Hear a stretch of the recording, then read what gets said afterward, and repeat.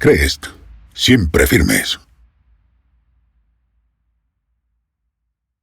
Yo soy Alonso de la Fuente, director de DF Arquitectos, y estoy aquí para dar algunas recomendaciones a toda la gente que está empezando su vida profesional o que está en veremos o medio arrancando o que lleva un pequeño tramo y de repente llegan algunas complicaciones como nos pasa a todos los arquitectos.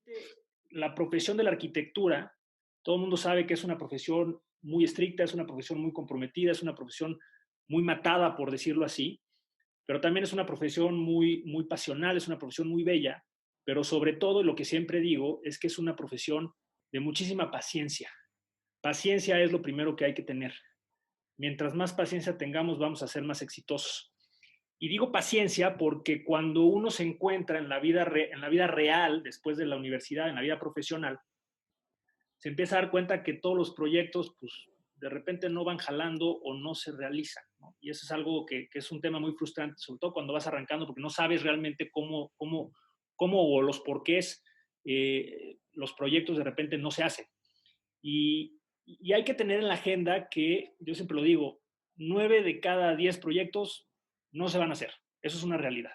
Y es parte de la paciencia que hay que tener los arquitectos. Desafortunadamente, y afortunadamente, lo digo de los dos lados, la arquitectura depende casi siempre de un tercero. Nosotros dependemos de alguien más y que por lo general la arquitectura es un lujo. Hoy en día la arquitectura, alguien que contrata a un arquitecto es un lujo, ¿no? Entonces, siempre existen muchos factores por los cuales muchos proyectos no acaban por hacerse, ya sea por lana, porque el cliente cambió de opinión, porque a lo mejor el cliente se le hizo más fácil comprar algo ya construido, porque te enfrentaste con permisos y licencias. Hay muchos factores por los cuales los proyectos no se hacen y esto es el factor de los 9 de cada 10 proyectos que uno hace en su oficina que no se realizan, ¿no?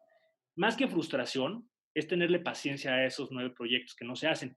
Y hay que verlos con optimismo. Más bien, yo trato de esos 9 proyectos ya meterlos en mi agenda, saber que no se van a hacer y aprender de ellos. Y entonces, en vez de que nos frustremos como arquitectos de cómo es posible que este proyecto que le dediqué tanto tiempo al final se haya parado por ciertas razones, pues mejor aprendamos de esos proyectos, eh, vivamos experiencias, generemos más currículum al final, exploremos algunas ideas nuevas y simplemente tratar de pasarla y saber que así van a ser las cosas, ¿no? Entonces yo creo que el primer consejo que hay que darle a todos los chavos que están empezando es eso, es tener paciencia. Creo que la paciencia a mí me ha llevado, pues por lo menos a sobrellevarla mejor y a entender que hay unos proyectos que por más que nos apasionen y que digamos que este va a ser y este va a ser y este va a ser y a la mera no lo es, bueno, es parte del aprendizaje y hay que tratar de entenderlo lo más rápido posible para que no sea un golpe anímico o una frustración profesional. Y otro consejo, y de ahí voy un poco a la mano de lo que nosotros hacemos en la oficina, a nosotros nos gusta explorar, siempre estamos explorando, y esto es algo que aprendí de algunos maestros en la facultad, que siempre me lo decían, y posteriormente con algunos arquitectos y maestros con los que yo pude trabajar, siempre me decían que nunca hay que dejar de explorar, ¿no? Creo que eso también a mí me ha motivado y me ha mantenido muy activo, porque hay muchas maneras de explorar en la arquitectura. Puedes explorar ya sea con técnicas de diseño, ya sea incluso hasta con programas de arquitectura. El otro día platicaba contigo, Fabián, de que la vida va a cambiar y entonces pues nosotros tenemos que ir entendiendo cómo los usuarios o las sociedades van evolucionando para que también vayamos explorando estos programas arquitectónicos que no son iguales a los que te enseñan en la escuela, sino que tienen que irse actualizando constantemente, ¿no? Entonces, esa parte de actualización y de exploración siempre hay que tenerla fresca para que pues también no hagas una arquitectura repetitiva. Cuando haces una arquitectura repetitiva, es un poco estar en tu zona de confort, que yo siempre lo he dicho, ¿no? Creo que el día que yo entre a mi zona de confort dejaré de ser arquitecto. Más bien hay que salir de ahí, hay que seguir explorando. Y por eso también nos ayudan hasta estos 9 de cada 10 proyectos que no se hacen, ¿no? Te ayudan mucho para explorar, ir y regresar con ciertas pruebas, con ciertos diseños, con ciertos volúmenes, con ciertos programas, y es un poquito de prueba y error. Y luego, por último, algo que a mí me pasó, que es un consejo antes de que yo empezara mi despacho, de repente hay gente ahorita que platica de cuánta gente tienes en tu despacho, cuánta gente hay trabajando contigo, cuántos proyectos tienes. O sea, al final no se trata, no es un medallero, esto no es un medallero olímpico, ¿no? Yo creo que hay despachos grandes y hay despachos chicos. Los despachos grandes, desde luego, son porque tienen proyectos más grandes. Los despachos chicos, quizás, no todos tienen proyectos más chicos, pero no significa que te vaya mejor o peor en alguno de los dos lados. Pero creo que siempre es bueno tener la posibilidad, si es que la tienen, que puedan poder explorar ambas antes de abrir tu propio despacho. Saber qué se siente trabajar en un despacho grande donde, como decía hace rato, seguramente tienen proyectos pues, más grandes. Quizás en un despacho grande te obligan a trabajar en equipo, lo cual es muy bueno. Quizás en despachos grandes tienes menos responsabilidades, porque las responsabilidades son responsabilidades compartidas. A lo mejor en despachos grandes te enfocan en diferentes áreas que a ti como profesionista te van ayudando, porque no todos forzosamente tienen que ser diseñadores o proyectistas, ¿no? Hay gente que es muy buena haciendo renders, hay gente que es muy buena haciendo maquetas.